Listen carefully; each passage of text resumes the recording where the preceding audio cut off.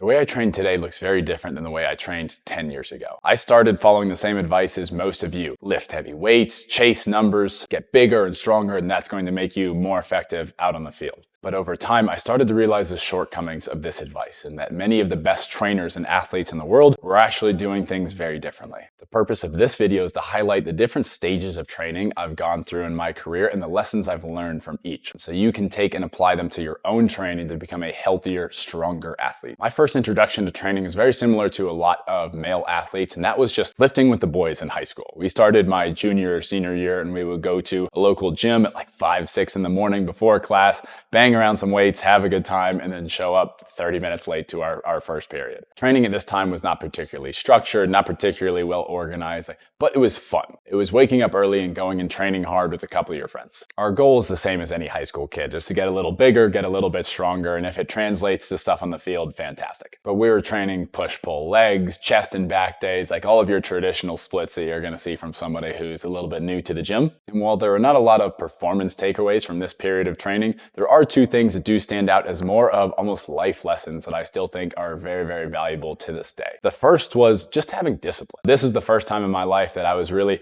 waking up early and going and doing something really hard in the pursuit of something else that I wanted to do. So for me, I still really wanted to go and play college soccer at this point. This was a time period in my life where all of my training around soccer was becoming much more serious. I was playing with multiple teams, doing a lot of kind of outside individual training, and this was a part of that as well. Did the actual training and gym side of things probably help me achieve that goal? Not necessarily, but it was more of a seriousness of this was something like, hey, this is something that I care about. This is something that I'm dedicated to. And this kind of marked that first time in my life that we were really kind of going after something with that level of discipline. The second and probably more valuable piece that I still think I need to remind myself more of to this day is the value of training partners. You will never work as hard, push yourself as much, and have as much fun doing the things that you're doing training alone as you will when you're training with a couple of other people, even if it's just one person that are all pushing similar goals. And so this is one thing that I still continue to really, really value to this day, and is one of the biggest challenges that I have working in a one-on-one space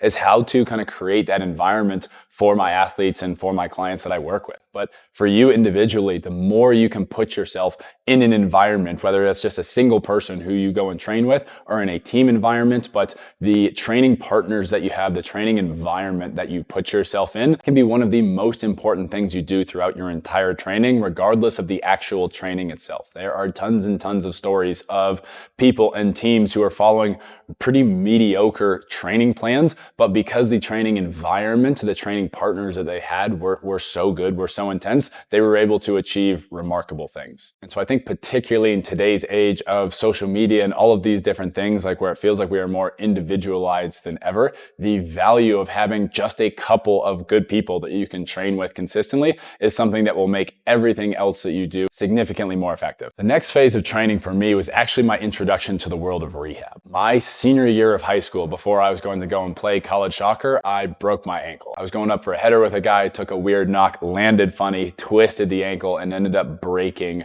one of the bones. I needed to have surgery on that. I have a plate and screws in there to this day. And this was my first time dealing with major injury and then also being introduced to this world of rehab. One of the biggest kind of challenges or fears for me in this initial stage was the timing of it. So I had surgery in April, like late spring of my senior year, when I'm supposed to then go and play college soccer in the fall in August. So we have a very, very short timeline here. And so when I first get the news that this is something that is broken, that is going to need to have surgery, like that is one of my first kind of thoughts and fears of like, oh my gosh, is this thing that I've been working so long for, so hard for, like this goal of playing at the next level, which is basically what I was obsessed with the last 3-4 years of my life up until this point. Is this something that is going to be taken away from me? Is this something that I'm even going to be able to pursue? And so this journey into the rehab world was really a kind of tale of two rehabs for me. There were two different kind of parts or sections. The first half was where I really got to see some of the best sides of the rehab world. So I did my surgery and rehab at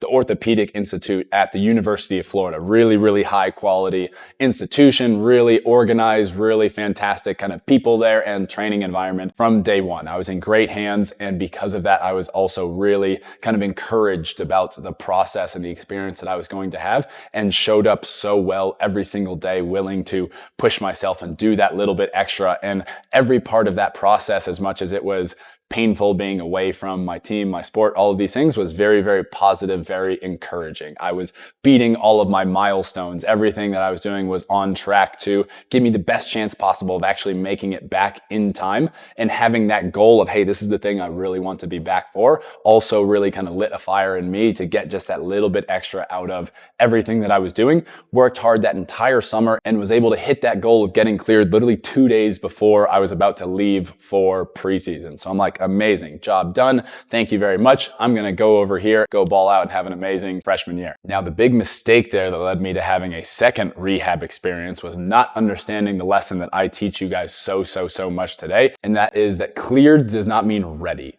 Cleared is the minimum baseline you need in order to be safe enough to play. It is not as good as you can be. And so in my head, when I heard the word cleared, I heard the word done. You are done. You are good to go. This is something you can put behind you. You can go be an athlete again and do all of the things that you want to do. And while in some circumstances that may work, in my circumstance, I was going from having not played any soccer for the last 3 to 4 months to now going into a college preseason where we are going 2-a-days every day at a level that I've never played at before with higher level, older athletes. So I was not just trying to return to my previous level, I was trying to get back healthy again, get back to my old self, and now adapt to this higher level of training. And literally within that first week of training, I re-injured my ankle and ended up basically missing my entire freshman year. And I do think with how well everything went rehab-wise during that experience at the Orthopedic Institute, if I'd had that lesson explained to me, or if I had an actual return to sport process when I got to my college team, instead of like,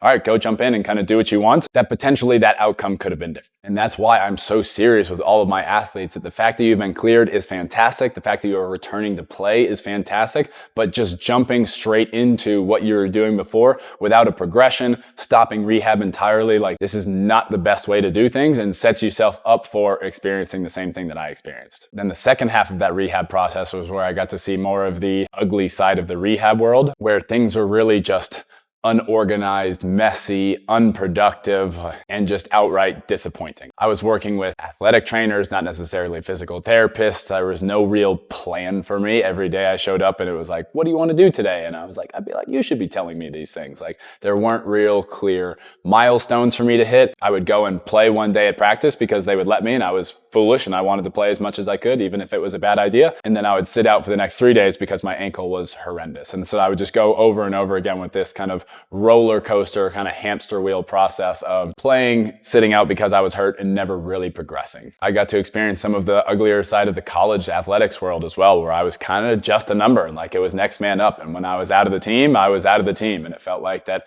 nobody really cared about me, that I wasn't really a part of the team anymore, that I was just an extra, that, oh, when I was ready, okay, maybe then they would come back and care about me. But some of the nastier but realistic sides of higher level athletics. I was physically fine. Again, the ankle was okay. Did I have the athleticism and all of those things? No, not so much. That was never something they were ever really going to give me. So I was just happy to be able to trust the thing again.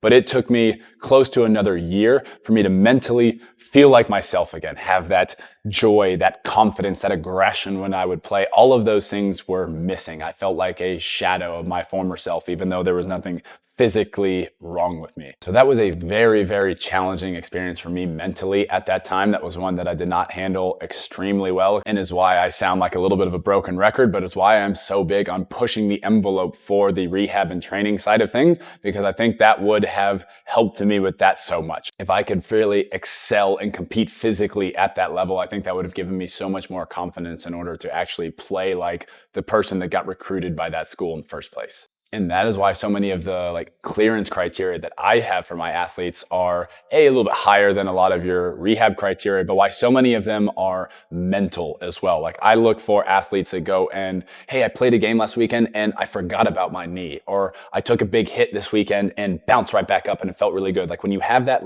mental piece, that drives everything else. Like, I don't care if your knee feels super strong, super stable. If you still feel kind of shaky or unsure of yourself kind of mentally, that's telling me more than any other biodex or physical marker or anything else that we can measure is going to, and is why I'm so big on, again, just pushing the envelope of when we can get you to do more and trust that that is where everything else really comes from. Towards the tail end of that rehab experience and throughout the rest of my college career, I got to experience the world of collegiate strength and conditioning. And if you had to summarize or describe this experience, it would really be the mantra of bigger, faster, stronger. This is where we're really going to lift weights, but also have a kind of power component as well. So unlike some of the more just bodybuilding stuff I was doing earlier, there is much more of an explosive and power and conditioning element to all of this as well.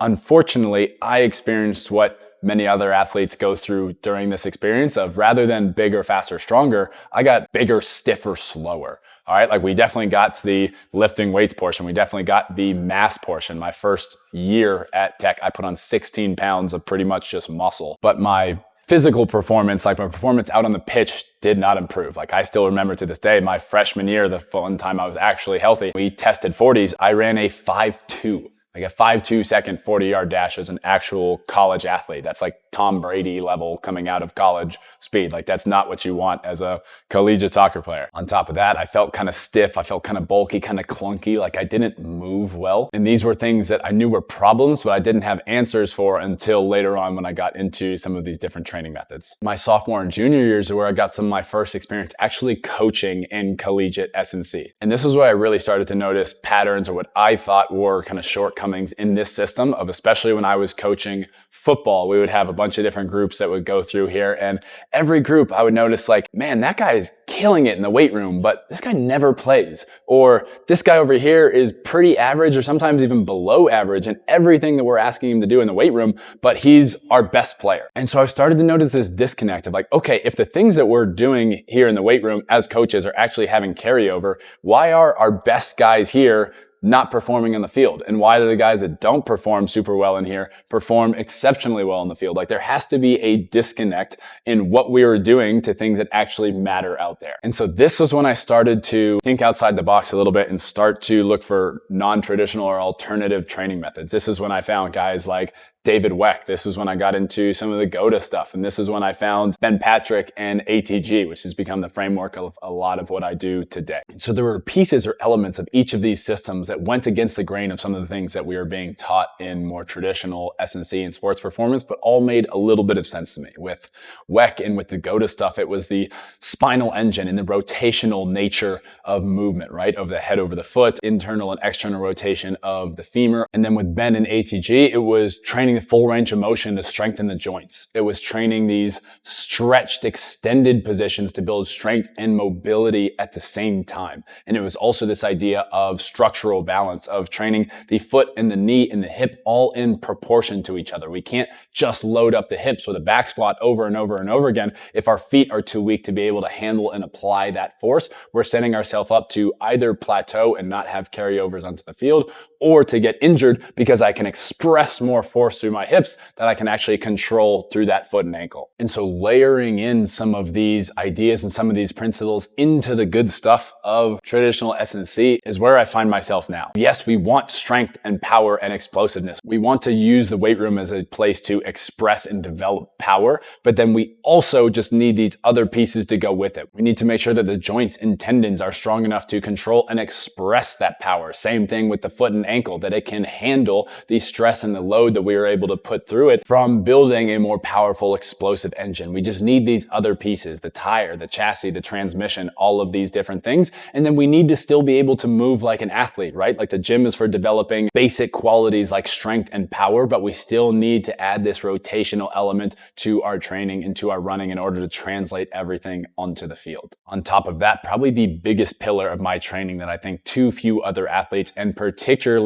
organizations ignore, or at least do not value to a high enough degree, is the value of health and availability. I missed 2 of the best years of my athletic career unavailable, injured, not able to play at all. It didn't matter how strong I was, how fast I was, if I couldn't actually show up and step foot onto the pitch. And so this goes beyond just big injuries of like being so injured that you're unavailable, but also these small stuff too, of just not having those aches and pains, not feeling so stiff and locked up in my body, actually being able to express myself and enjoy the sport I love every time I step on the pitch. Like, these are the intangible things that are hard to measure, but will absolutely make you a better athlete than adding 20 or 30 pounds to your back squat. And we're seeing this more than ever at every level of sport, even the professional level. All of these professional organizations with 6, 10, 12 guys out injured every single week. And it comes down to a combination of not valuing that enough compared to other KPIs that they're tracking, and then also just not having the skill set around developing it. This became so much of a problem for me, and I've seen it be so much of a problem for everybody else that I've worked with, that this has become